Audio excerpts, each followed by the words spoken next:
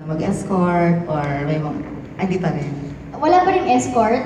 Pero ngayon, actually, everything is almost fixed. Nakapag-food tasting na ako.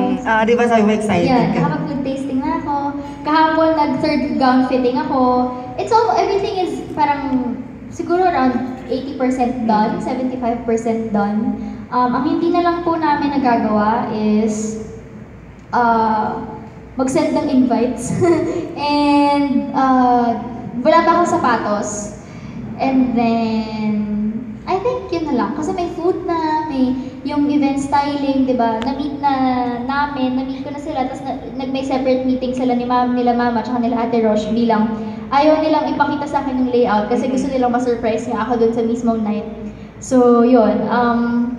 Food, gown. Nakapag-send na ako ng save the dates, cake, and everything. It's almost done.